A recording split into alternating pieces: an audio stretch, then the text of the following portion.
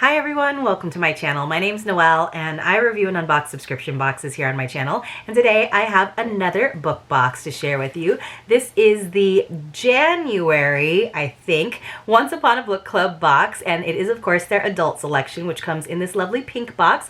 Their young adult selection each month comes in a green box, but they're both fashioned to kind of look like a book. And I will tell you guys, I have had a couple of stacks of book boxes collecting over the past year and a half or so that is why this is the January box. I actually put my subscription on hold starting in April of this year, and I'm very excited to get to start it up again with a clean slate in the new year, and so you'll probably be seeing it again. This box was not sent to me for a review. It's just one that I really enjoy the process of checking out the hints for the upcoming months, deciding if it sounds like a fun genre, a fun read that I will want to share with all of you. And again, I'm very excited to start sharing it again on a more regular basis instead of sort of inundating you with a bunch of book boxes as I have been for the past couple of months as I got caught up. So the box is $49.99 per month. That does of course include the shipping, and I do have a link and a code for you. The code is simply Noelle10. That will save you 10%, which I think is a pretty good deal. They have all kinds of things in addition to their monthly subscription box.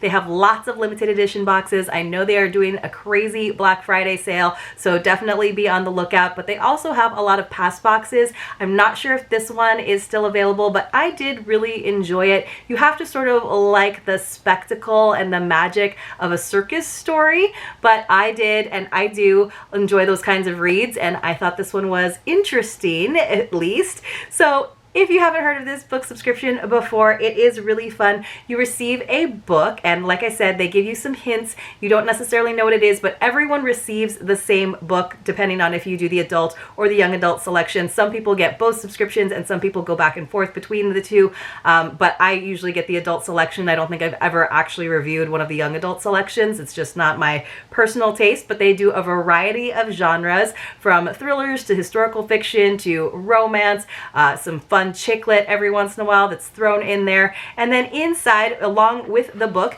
you do get a nice book club kit. So the theme for this one was weird and wonderful. And then inside we have an interview with the author, a conversation, which I think is interesting. They have book club discussion questions, which is very helpful if you're actually doing this as a book club. And we are probably going to do a book club in the new year over the Nobot Nook, which is the private Facebook group that we have for this channel. So if you are interested in doing that, definitely check it out. Hop on over. I'll leave a link for the Nobot Nook in the description box below as well. They have read-along dates as well for the different gifts. Now, obviously, I am super behind, so I've never done the read-along dates with them. One of these days, I will have to do it, so hopefully I can make that one of my many resolutions for the channel in the new year. And then on the back, they usually have something to kind of go along with the theme of the book. So sometimes it is just a map or some sort of interesting article. In this case, we actually have a recipe for Bessie's candied violets, because one of the main characters comes from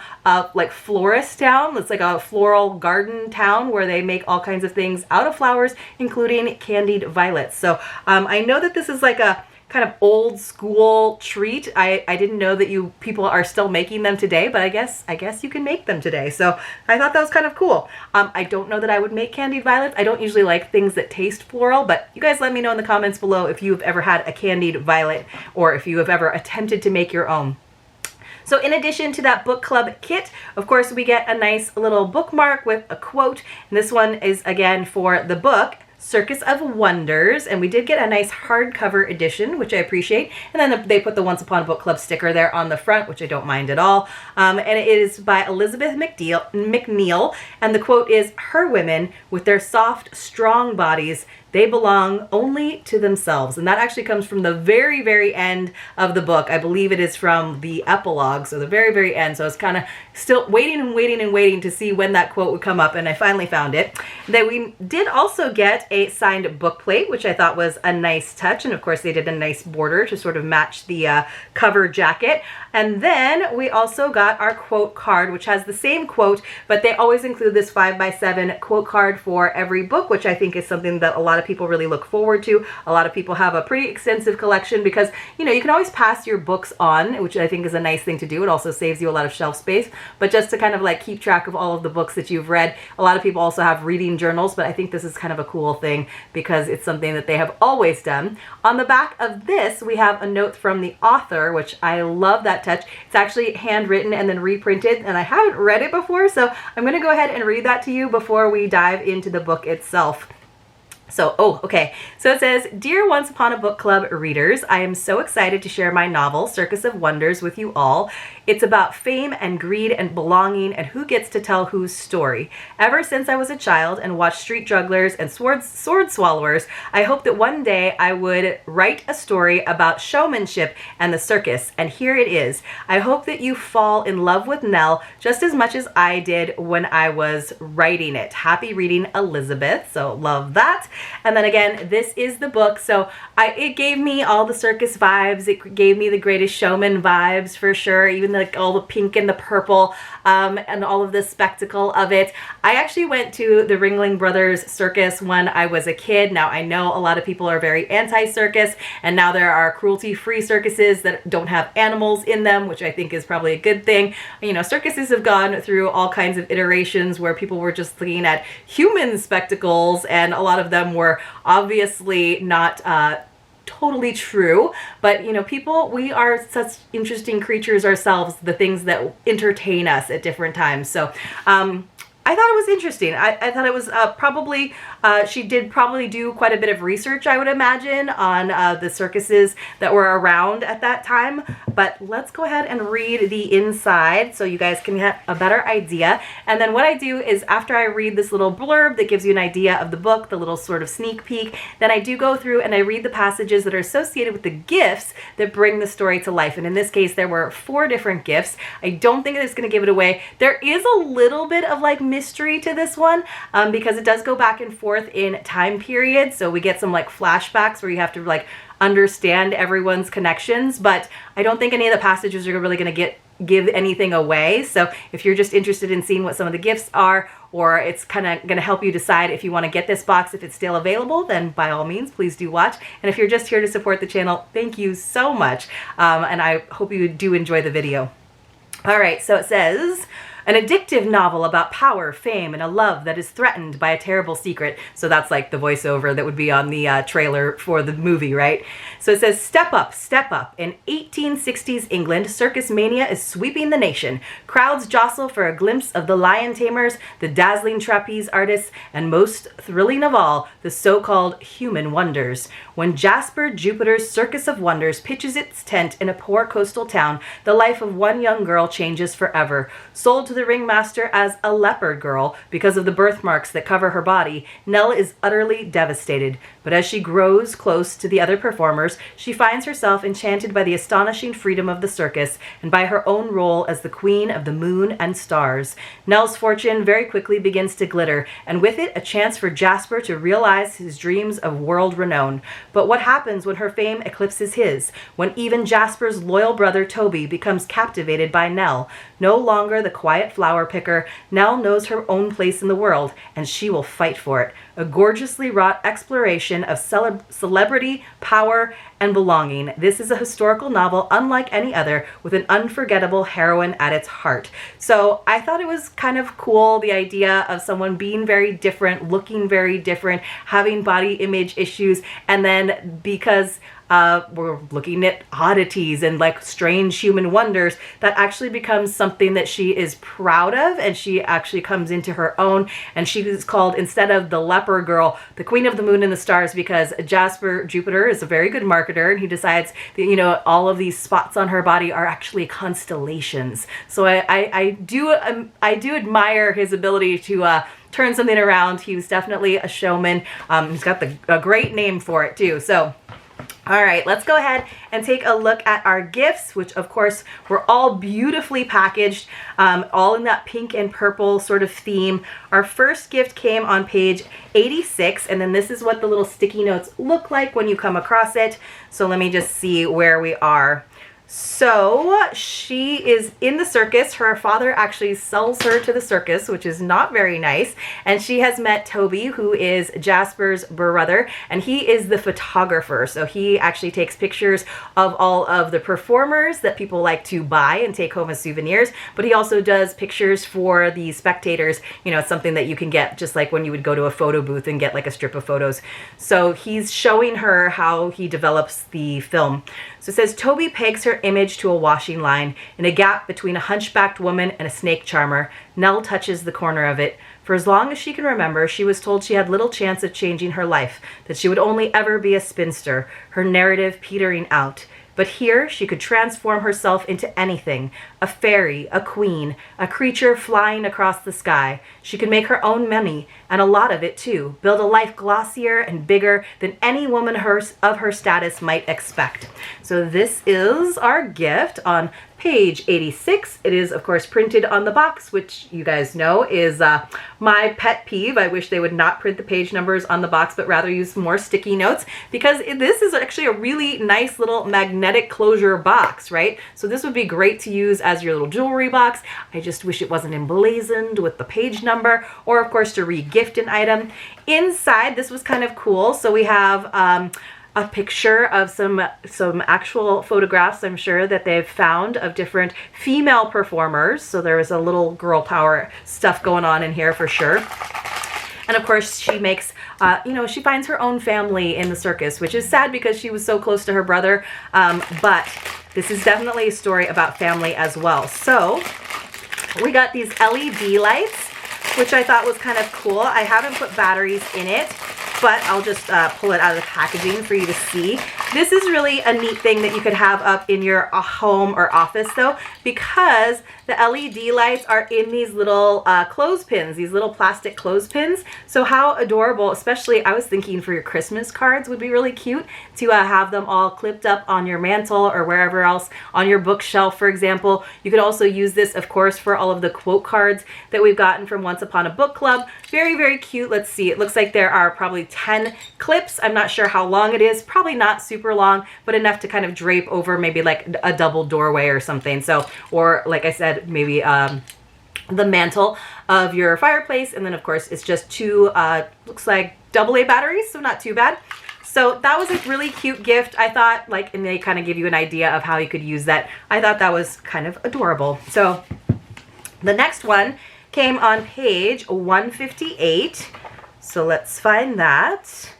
158. And then sometimes, you know, they'll have like they'll do like a smaller sticky note if the passage actually comes towards the bottom of the page. I moved that one up so that I didn't have to remove it now.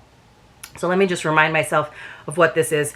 Okay, so her brother does finally come and find her. So at first she was like, my brother will come and find me and save me. He doesn't come right away, and she starts to embrace her role in the circus, but he does finally show up. And when he does, she realizes that she doesn't want to leave because she actually has a good life now. She has family. She doesn't have to like cover herself up. People aren't taunting her, and she has the opportunity to, like she said before, make some money. So her and Charlie have had these dreams of buying tickets to go to America. It says, before she can change her mind, she reaches into her pillowcase and rips the seams. Notes spill out, 3 weeks of earnings that she has barely dented. When the London shows began, Jasper increased her wages to £20 a week, a sum so large she could hardly believe it. There's almost £60 here, she says, cramming it into a cloth bag. For America, when Mary's had her baby. Enough for the steamer, and you could put the rest toward a bit of land. So we have page 158, and look, we've got this little drawstring bag with some circus imagery, the tent and the master of ceremonies, and a seal with some balls on his nose. So unfortunately we didn't get a wad of cash. I was like, that would be really great for this time of year. Instead, we got a pillowcase. Now this is probably not the pillowcase that she had, but it is pretty big. I gotta say, I think this is like 18 by 18. So just kind of like, almost like Art Deco, but it's like this fairy tale version. It's like this wood nymph. And then she's talking to a maiden. So I don't think the imagery of the pillowcase really has to do anything with the book, but it does have that kind of like magical quality to it. So I'll hold it up for you guys. And then it does have a zipper seam. Actually, it just has a Doesn't have a zipper seam, it's just got one of those folds in the back, so you kind of tuck the pillow in, but it is printed on the back as well. Now, we get a lot of pillowcases, I have to say, in different book boxes, to the point where, like, if I had kept all of them, I would have way too many pillows. But it's kind of a fun thing to receive, but at the same time, like, we get too many of them. And this is not really like my style, but I could see it being cute on your little like reading nook, like big fluffy like love seat or something, but not my personal one. I'm not sure exactly what the imagery is though, like I said, but it looks like some sort of wood nymph. He looks like he's tempting her with something though, so I don't know. It looks like nefarious to me of some sort. But you guys let me know in the comments below if you are familiar with that image. So let me just take a sip of water before we go on. Still trying to get over my cold. I have a little bit of a cough still left, but so of course it does make filming videos where I talk a lot a little bit tricky. We've got 2 more gifts to go though, you guys. So the next one, this is part of a flashback. And it is between Jasper and this really good friend, Dash. There's a little mystery because, unfortunately, Dash was killed in the war. And he was kind of betrothed to Stella, who's actually the bearded woman and is one of Nell's best friends. So it says, he wrapped it carefully. Toby leaned closer. It was a gold signet ring, likely pinched from the pocket of a dead Ruski. She had carved new initials, EWD. You mean to mark your territory, Dash asked, and he kissed her on the cheek. I can be your witness, Jasper said, and then you can find a desolate wench for me too, beard or no beard. I could do with livening my father up a little. So, of course, page 181, and this was a little sticker on the velvet box, so I appreciate that for sure. And, of course, inside we have a little signet ring that does have EWD on it.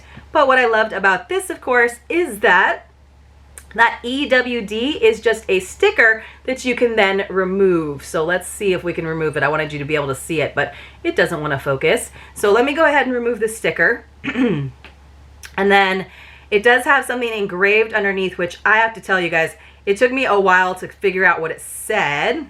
This time I got sticky stuff on there, so I got to pull that off. So it says, she will become extraordinary, but it is so small that it was really, really hard to tell. But that was something that Jasper said about her earlier in the book. So I was like, I think it says extraordinary, but it was one of those things where I just had to kind of guess like contextually and try to remember that line from about 100 pages earlier. But cute little signet ring. It's not adjustable, which I was kind of surprised, but it does actually fit me. It would probably actually fit on my middle finger as well, but I don't want to like jam it on there. But I thought that was a cool gift, and I love that they didn't like just give it to us with EWD. I would have been happy also if it just had like an emblem instead of having an actual quote from the book, just like, you know, a bee or a star or something else that was kind of circusy, but like not necessarily like this teeny tiny writing that I can't read. All right, so then we have one final gift, and that goes on page 264. Let me see if I can find this one, 264. So she has found love with Toby, Jasper's brother, and they like to read. So it says, the talk of stories makes Nell want to read. She lies against Toby, hungering to tip it into something more, but aware of the child too, so they've kind of adopted another circus performer, and content just to be held by him. They turn the pages of fairy tales. Pearl's breath is quiet, her mouse sleeping in its cage. Her girl is safe. They are safe. There will be a show soon, she tells herself. They will find a way. Only briefly does she remember the shock of Jasper's hands on her wrists as she placed her head in the crook of Toby's shoulder. He turns the page of The Little Mermaid, and there is a woodcut with a line beneath it. I know what you want, said the sea witch. It is very stupid of you, but you shall have your way, and it will bring you to sorrow, my pretty princess. So we have page 264, and of course we got Grimm's Fairy Tales. So, not The Little Mermaid, which I was kind of thinking would make more sense, but Grimm's Fairy Tales, and it is a lovely edition. So it does have lots of illustrations by Arthur Rackham, which I thought was really a nice thing to include. So I'm not usually really into getting more books within book boxes, but this was a nice edition, definitely a regiftable one. I do think it would have made more sense if we had you know, if we actually had The Little Mermaid, because that's what they were reading from. But of course, there are some pretty well-known ones in here as well. And ones that I've never heard of, like The Nightingale and The Blind Worm, Good Bowling, and Card Playing. So I'll definitely have to check it out. But you guys let me know in the comments below what you thought about this box. Definitely check out Once Upon a Book Club's, their sales for Black Friday, and also think of it as a great gift option for the reader in your life, or to get yourself back into reading in the new year. I hope you enjoyed this video. If you did, please give it a thumbs up, and I will see you all very, very soon in my next unboxing.